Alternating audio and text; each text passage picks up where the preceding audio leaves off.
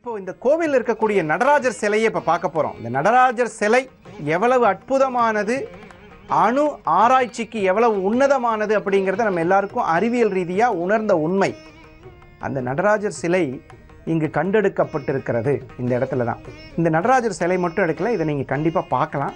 இங்கே பீரங்கி குண்டு அதெல்லாம் எடுக்கப்பட்டிருக்கேன்னா அந்த போர்க்காலத்தில் இருந்த இந்த மாதிரி தொல்பொருள் ஆராய்ச்சிக்காக இந்த கோவில் ரொம்ப நல்ல தேடி இன்னும் என்னென்னமோ இருக்கிற மாதிரி இந்த கோவிலில் இருந்தாலும் இதில் நிறைய விஷயங்களை இந்த பூமியிலிருந்து தோண்டி எடுக்கிறதுக்கு இந்த செஞ்சி சார்ந்த பகுதிகள் நிறைய பொருள்கள் கிடச்சிருக்கு. ஏன்னா அந்த காலத்தில் ஆண்ட மன்னர்கள், இப்போ இந்த கோவிலே பார்த்தீங்கன்னா உங்களுக்கு கரெக்டாக சொல்லணும்னா செஞ்சி கோட்டை இருக்கு இல்லைங்களா, அந்த கோட்டைக்கு நேர் பின்புறம் தான் இந்த கோவில் இருக்குது. கோவில் என்பது மனிதனுடைய புனிதத்தன்மையை அதிகப்படுத்துவதற்கு மட்டுமல்ல, ஆன்மீக சேவையை அதிகப்படுத்தி கொண்டு தன்னுடைய அற்புதங்களை அந்த கோவிலில் வச்சு பேசுறதுக்காக நிறைய நடனம், நாட்டியம், இந்த மாதிரி கலா மண்டபம் தனித்தனியாக இருந்திருக்குங்க.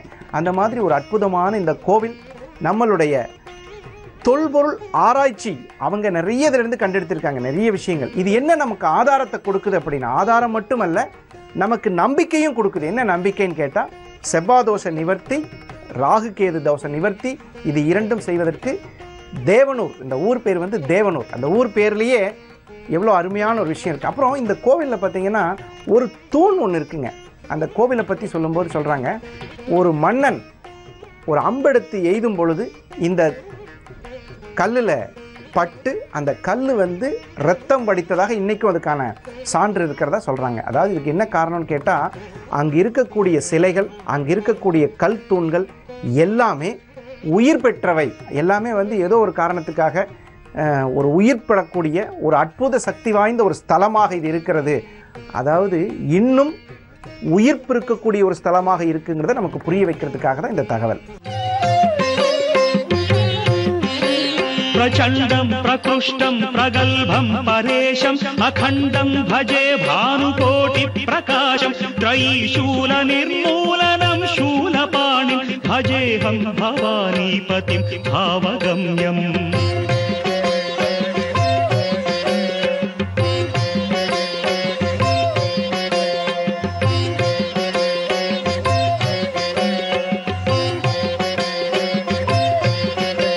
कलातीत कल्याण कल्पान्तकारी सदा सज्जनानन्ददाता पुरारी चिदानन्द सन्दोह मोहापहारी प्रसीद प्रसीद प्रभो मन्मधारी. न यावत् उमानाथ पादारविन्दं भजन्ति हलोके परे वानराणां न तावत् सुखं वापि सन्तापनाशं प्रसीद प्रभो सर्वभूताधिवास.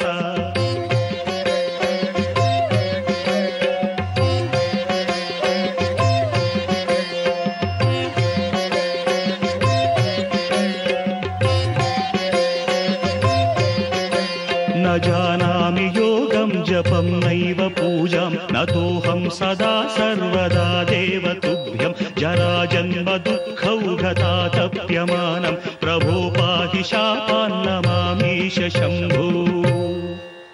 இந்த கோவிலில் நமக்கு எல்லாருக்கும் தெரியும் நாயன்மார்கள் எத்தனை பேருன்னு. ஆனால் இந்த கோவில்களில் கண்டெடுக்கப்பட்ட நாயன்மார்கள் ஒரு 13 பேர் தான் கிடைச்சிருக்கு. இன்னும் இருக்கலாம், எங்கே இருக்குங்கிறது யாருக்கும் தெரியாது. அந்த மாதிரி ஒரு 13 நாயன்மார்கள் கிடைச்சிருக்கு. அதை வச்சு பூஜை பண்ணிட்டு இருக்காங்க.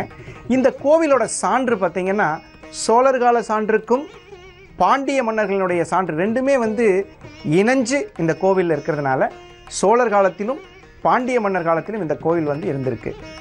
ஒரு சிறிய இடைவேளைக்கு பிறகு இங்கு இருக்கக்கூடிய பைரவர் ரொம்ப அற்புதமான பைரவர். அவரை எப்படி வழிபடுவது அதை இப்போ தெரிஞ்சுக்கலாம்.